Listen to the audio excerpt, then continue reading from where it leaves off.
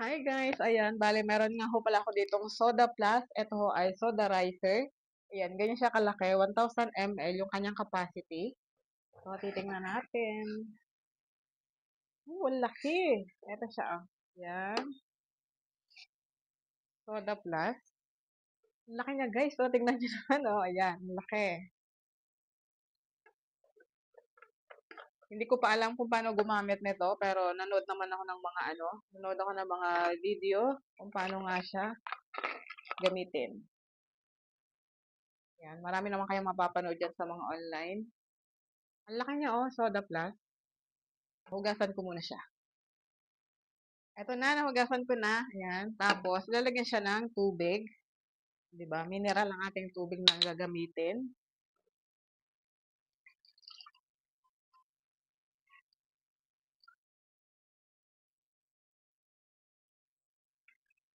Ayan, di pa siya nagkasya. Bale, ano kasi, hanggang dito siya sa linya, ito. Dapat hanggang yan yung magiging laman niya. Ay, sala.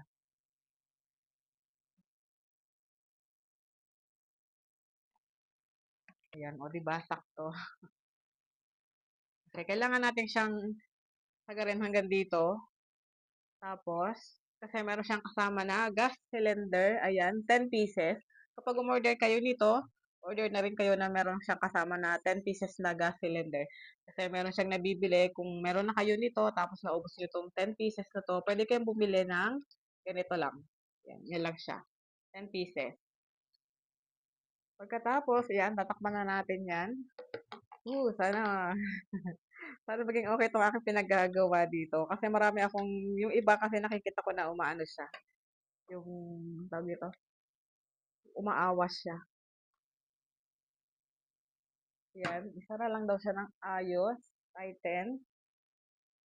Yan. Tapos, eto yung pinakatakip niya.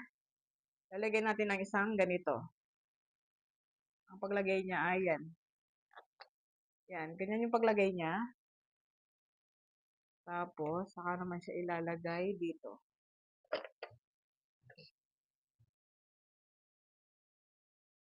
Ipitan. Ay, natatakot ako.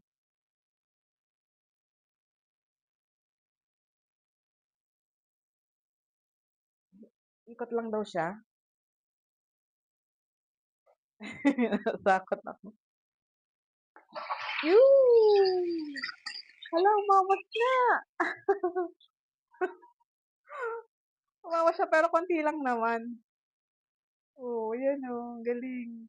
Hindi ko pa nasagad pala yun eh, oh. Kaya siguro umawas kasi hindi ko siya naisagad. Naisagad ng sara.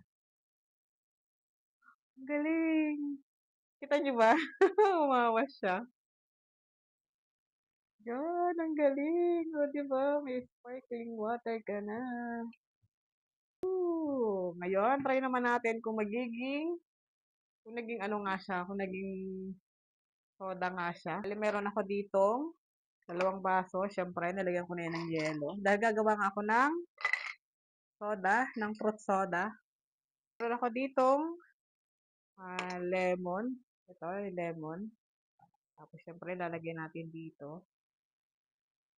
Tapos, bubuksan natin siya. Tapos, uy, sumisirit siya. Narinig niyo ba? Sumirit.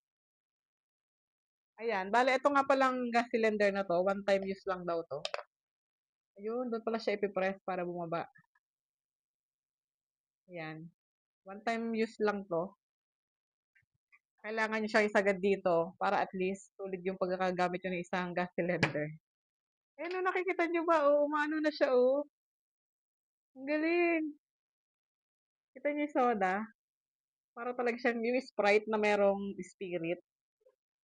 Kanina wala, hindi siya tumataas, pero ngayon tumataas na siya, oh. Ang galing. Ito na, ilalagay na natin sa natatakot ako sa ano eh.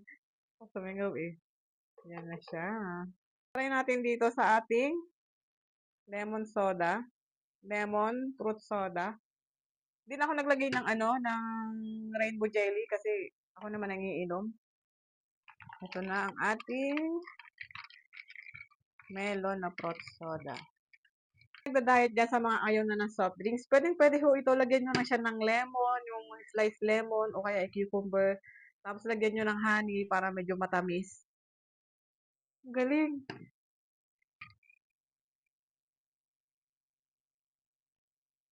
Hala, diba aesthetic ang ating baso. Made in Abu Dhabi pa yan.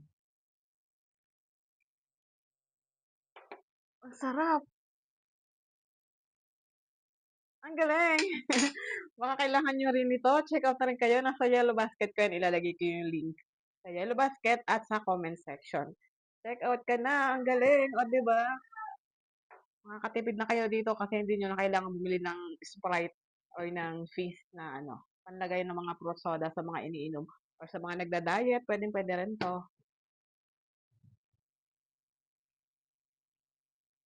Galing, approve.